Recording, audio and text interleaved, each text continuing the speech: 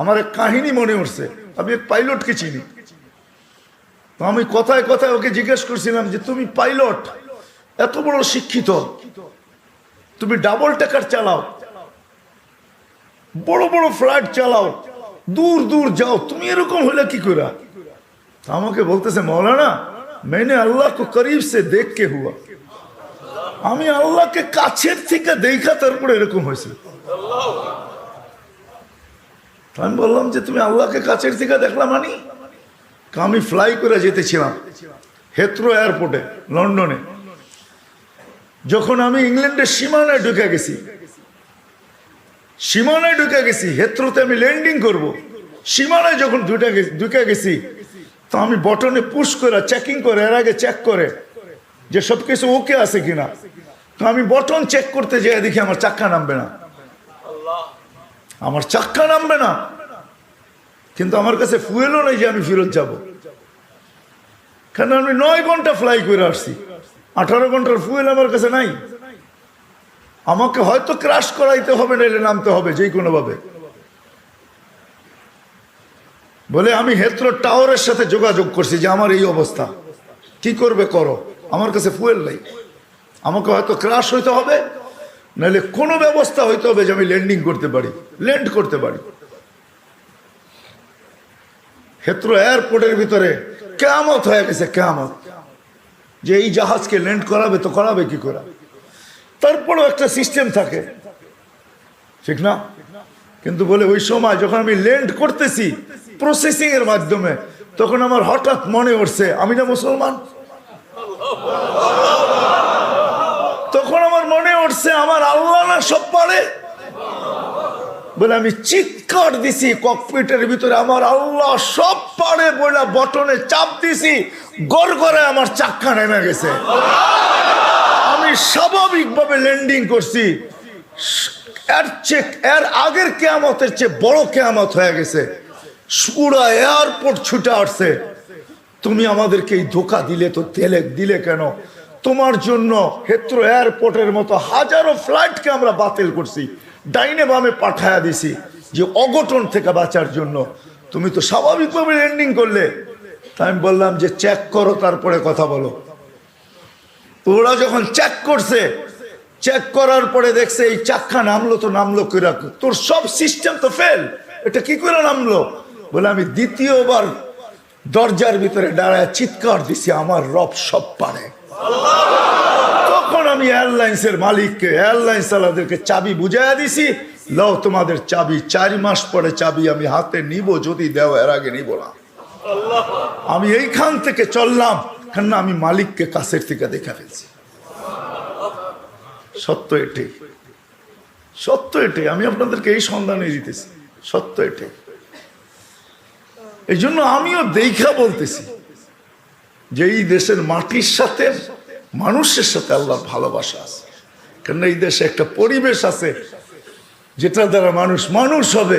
এত মসজিদ দুনিয়ার কোথাও নাই, এত মাদ্রাসা মক্তব দুনিয়ার কোনো দেশে নাই, এত হক্কানি আলেম দুনিয়ার কোনো দেশে নাই, এত আল্লাহওয়ালা গলি গলি দুনিয়ার কোনো দেশে নাই। জুড়বো তো? যুবকরা কি বলে? আমি কি বুঝাইতে পারলাম? হ্যাঁ, মানুষ বানায় নিয়ে যাও ইনশাআল্লাহ। মনের স্বাদ আল্লাহ জান্নাতে মিটাবে। আমাদের মালিক শুধু মনের স্বাদ মিটাবে না, বরং আমরা যতটুকু স্বাদ রাখবো এর চেয়ে 10 গুণ বেশি স্বাদ আল্লাহ আমাদের মিটায় দিবে। আমাদের মালিক বড় মালিক, আমাদের আল্লাহ বড় আল্লাহ। হ্যাঁ, আমাদের মালিক বহুত বড়, যেটার বর্ণনা দিয়ে শেষ করা যাবে না। কত বড় আমাদের মালিক, সব রাখা আছে। যুবক একটু সহ্য করো। হ্যাঁ, দুর্গন্ধময় জায়গা দিয়া যাইতে কারো কাছে রুমাল না থাকলে যেরকম নাক চাইপা ধরে আর দ্রুত পার হয়, ঠিক এই ছোট জীবনটাকে এইভাবে পার করো, 4 জিনিসের সাথে সংযুক্ত করা। ইনশাআল্লাহ তুমি ওই যুবক হইয়া ফিরবে, ওই যুবক। আমি আজকে এক জায়গায় বলতেছিলাম যে ওই আমার মনে হয়, আমি বলি যদি ওলামা আমার উপরে আঙ্গুল না উঠায়, তুমি ওই যুবক হইয়া ফিরবে আল্লাহ আল্লাহর রহমতের আঁচলের নিচে তোমাকে রাখবে। যেরকম মা সন্তানকে আঁচলের নিচে রাখে, আল্লাহ তার রহমতের আঁচলের নিচে তোমাকে রাখবে। ওই যুবক হয়ে ফিরবে। করবো তো পাক্কা? সবাই কি করব? মসজিদে সময় দিব, দিনী মাদারেসের সাথে নিজের সম্পর্ক জড়ব, হক্কানি আলেমদের সাথে সম্পর্ক জড়ব, হক্কানি আল্লাহওয়ালাদের সাথে নিজেদের সম্পর্ক কি জড়ব, নিজেদেরকে বাঁধবো, 4 জায়গার সাথে বাইরে রাখবো। যত বেশি দিতে পারি তত উপকৃত হব, তত তাড়াতাড়ি হবে। কিছু মেশিন আছে, কিছু সিস্টেম আছে, হ্যাঁ কিছু সিস্টেম আছে তাড়াতাড়ি হয়, কিছু সিস্টেম আছে স্লোলি হয়, ঠিক না? আস্তে আস্তে হয়, সময় লাগে। আবার কিছু আছে কি খুব দ্রুত হয়। ইনশাল্লাহ যত বেশি সময় দিব তত বেশি আল্লাহ আমাকে মানুষের মতো, মানুষ তত দ্রুত গতিতে বানাবে। 4 ক্ষেত্রের সাথে নিজেকে নিজে চুরি। 1 মসজিদ, সময় পাইলেই মসজিদে ঢুকি।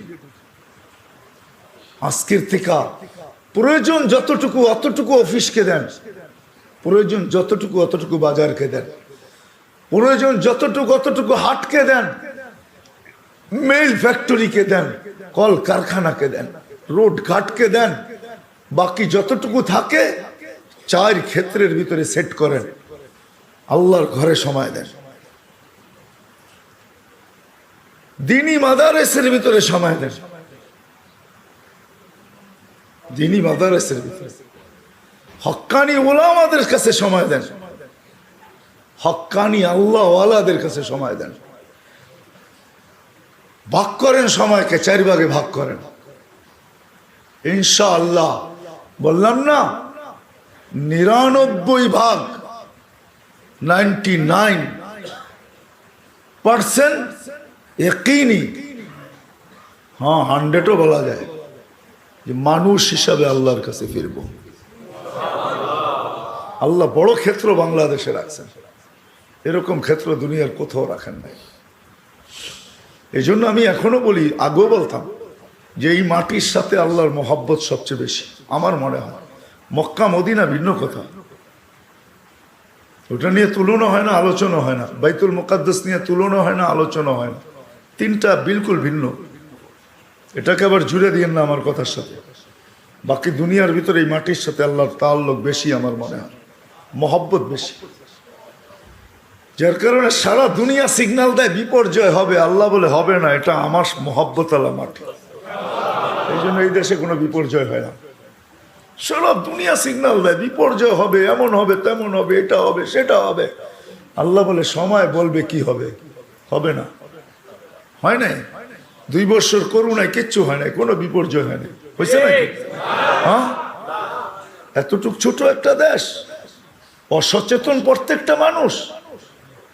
এখানে তো কিয়ামত হওয়ার কথা ছিল, ঠিক না?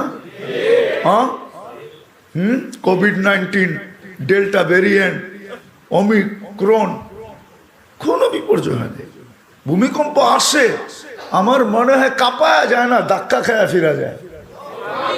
ওটার ধাক্কাই আমাদের একটু অনুভব হয়, আমি মনে করি। আপনারা কি মনে করেন জানি না, আমি ভাবি, এটা নিয়ে খুব ভাবি, সারাদিন ভাবি যে বাংলাদেশে 8.7 ভূমিকম্প, কোনো বিপর্যয় নাই।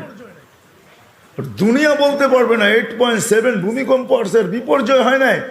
বলুক দেখি আমেরিকাওয়ালারা, বলুক দেখি কানাডাওয়ালারা, বলুক দেখি ইউরোপ, বলুক দেখি জাপান, উন্নত থেকে উন্নত দেশ বলুক, আমাকে যুক্তি দিয়া বুঝা। ওই থেকে আমি ভাইবা নিছি না, এখানে ভূমিকম্প আসে না, এখানে ধাক্কা লেখা রিপিট যায়। ওই যে ধাক্কা লাগছে ওইটা আমাদের অনুভব হয়, বিপর্যয় হয় না। এই মাটির সাথে আল্লাহর মহব্বত, এই মাটির মানুষের সাথে আল্লাহর মহব্বত, বড় মহব্বত। আপনারা কাছের থেকে দেখেন কি দেখেন না জানি না,